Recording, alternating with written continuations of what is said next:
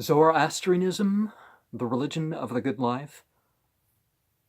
Rustom Masani, Rustom Masani,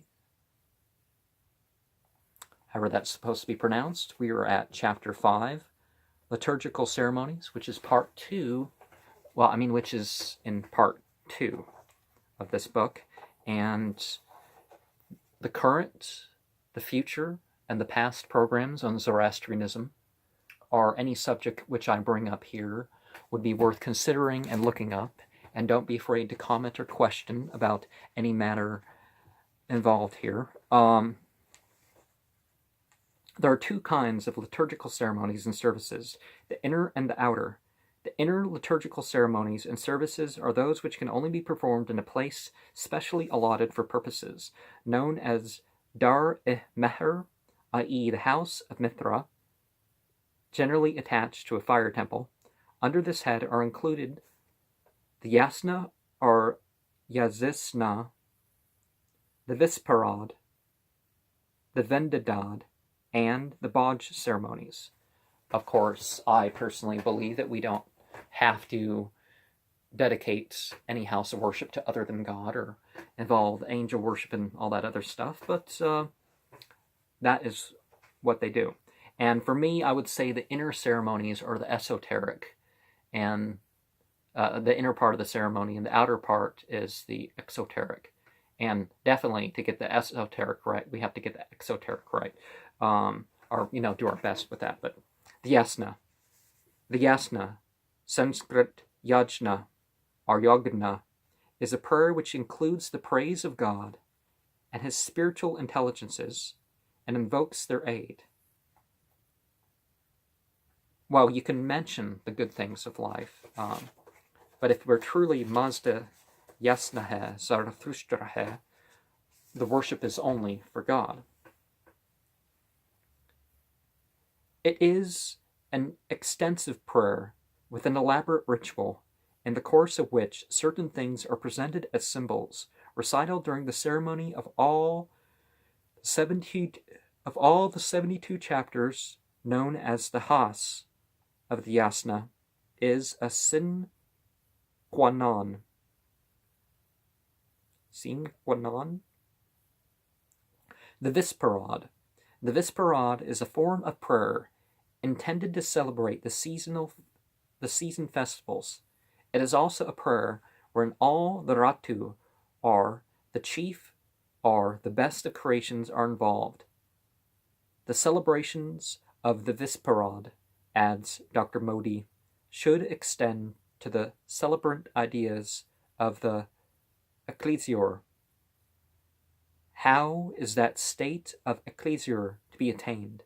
The reply given in the Visparad is Zarathustrian Mazda Yasnans, keep your feet, hands, and understanding steady for the purpose of doing proper, timely, charitable works, and for the purpose of avoiding improper, untimely, uncharitable works.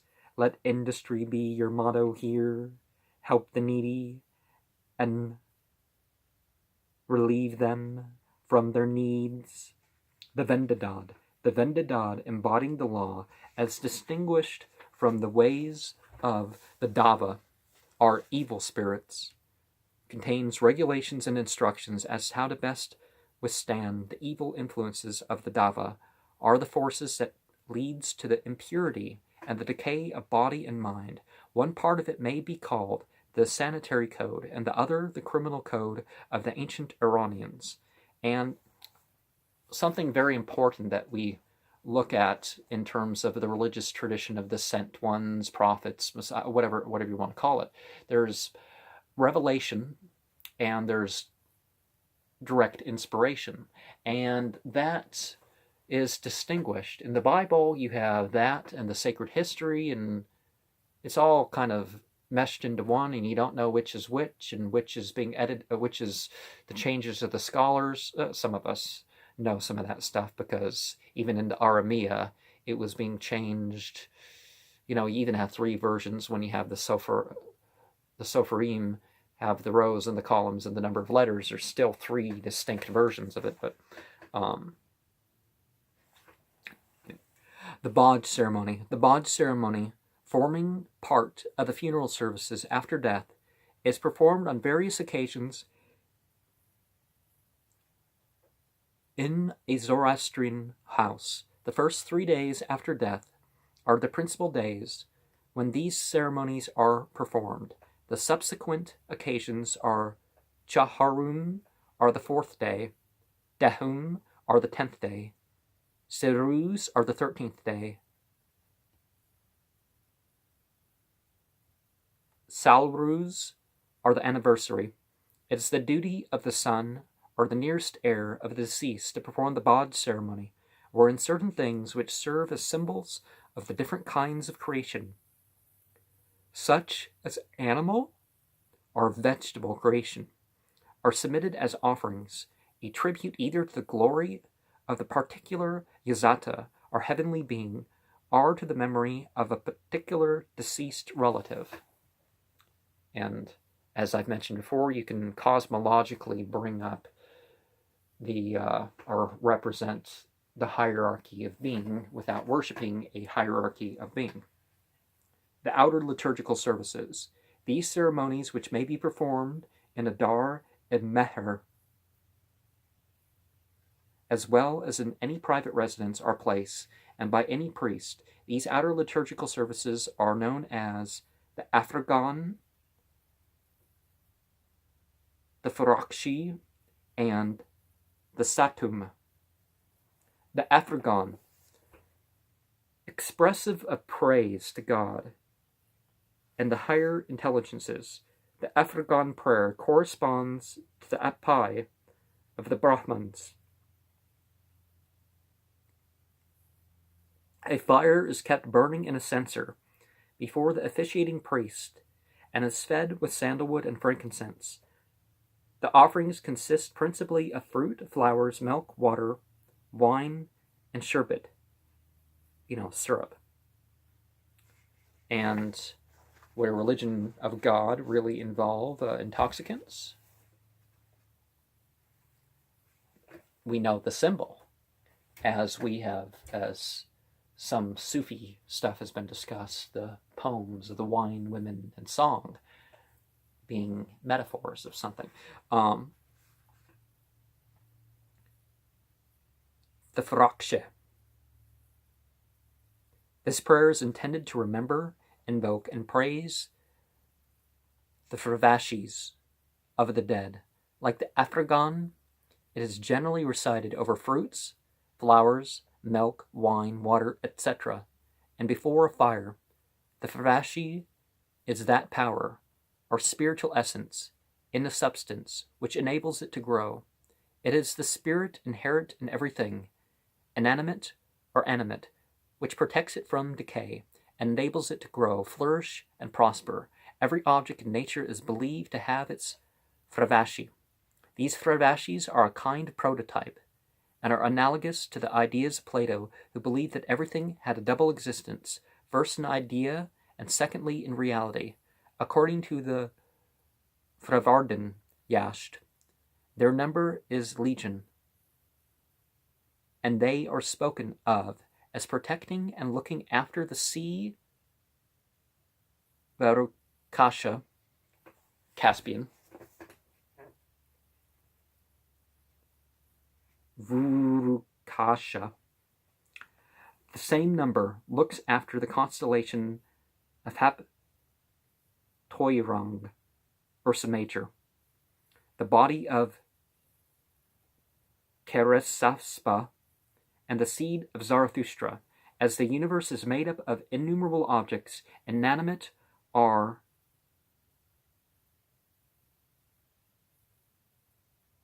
animate or inanimate, large or small, and each object has its own Fravashi, or some individual inherent spiritual essence which maintains and supports it. It is evident that there are innumerable such spirit essences, all emanating from the great divine essence of God, who has created them and has made use of them. So God being known through the angels, But remember, evoke yourself, not the various angels and stuff. Evoke yourself. Ahura Mazda is the great architect of the universe. He is the creator of the material as well as the spiritual world. The Pravashis form the creation of the spiritual world.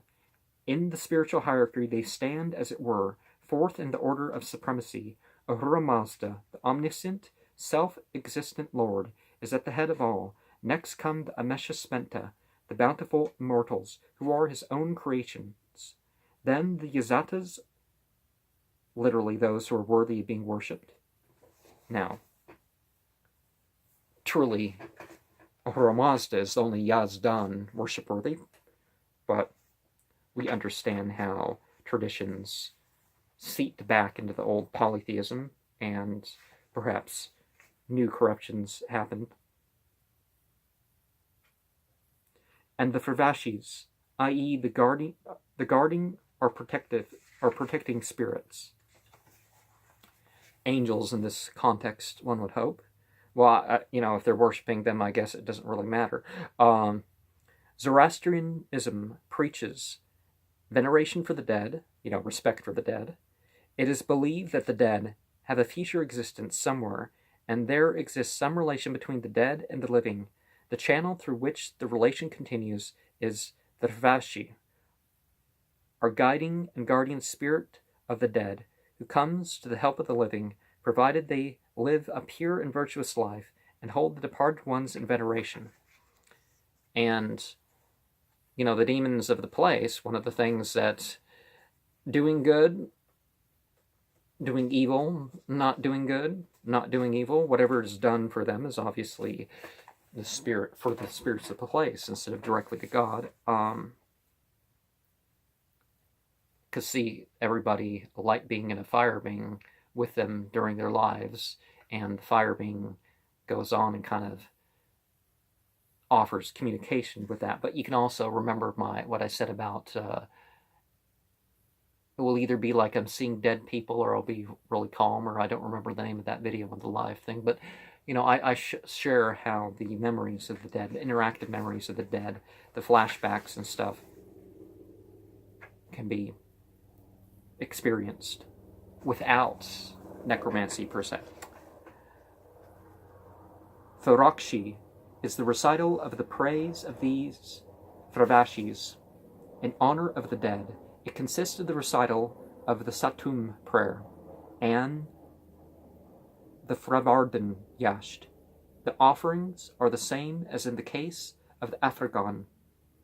Satum, this is the prayer in praise of the Fravashis, of the dead, generally recited over meals. The meal of the day is served in a tray and placed before the priest during its recital. The name of the dead, in whose honor it is specially recited, is mentioned first in a Pazand prayer. Combined groups of liturgical ceremonies. Obviously, if you know some of the liturgy, you can come up with further rituals. I'm trying to think of where that set of the yasnas is. There are certain groups of ceremonies in which are performed by celebrating a number of different liturgical ceremonies. Among such groups of services are the following: the Hayoma Yasht, the Hayoma worship. Soma is mash up marijuana, sprinkle a bit of opium, and a little bit of ephedra in there. Hayoma is, I found a recipe that's 37 other plants. Some of it enhance the high, so it's very intensive sorcery in that aspect of the definition of sorcery. That the Geti Karid, a corruption of the Avestan name Usefriti, the ceremony for seeking salvation from the sins of the world.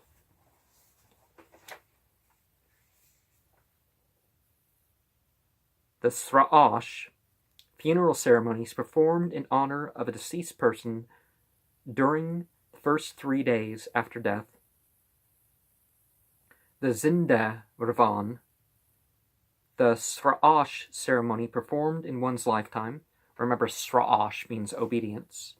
So when we talk about each of these angels and each of these god names, we're bringing the human side out, or at least, one would hope we're bringing out the best of what we can do as humans. The Gahambars, celebration of the season festivals. The Jashan, celebration of an important event or occasion.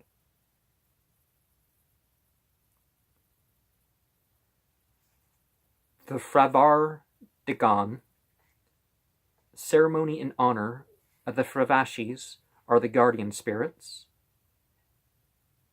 Remember, the witches' familiars as sort of it's the same principle.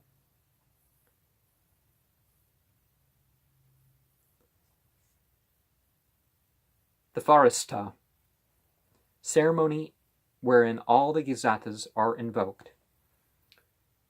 Remember, in the Goetia we have number 30, Foras.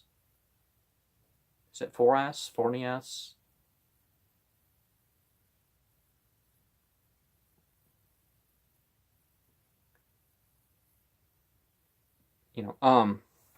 Anyways, in the performance of these ceremonies of the Yasna, Vendadad, Visparad, Efragan, Baj, and other prayers and ceremonies are gone through several times in specific order, it will be observed that these observances and ceremonies are interwoven with the daily life of the followers of the faith, of the great prophet who preached his gospel of purity and purification. So that is more on the Tantra side. Devotion and benevolence, 3,000 years ago. How far the injunctions of the Creed are in general agreement with the discoveries of modern science may be gathered from the foregoing account of the rites and ceremonies enjoined by it. Indeed, if there is any religion in which promotion of spiritual bliss, as well as concern for material happiness of mankind, have been blended into a remarkable degree, it is the faith of Zarathustra, while dealing with the eternal problems of life, in a spirit preeminently human and rational, and including intense contemplations and reverence for the great beneficent works of the Creator and unswerving adherence to the principles of truth and righteousness. This ancient religion lays down a code of social purity based on sanitary and hygienic notions, anticipating in many respects the teachings of modern science. And, let's just call that the yoga part.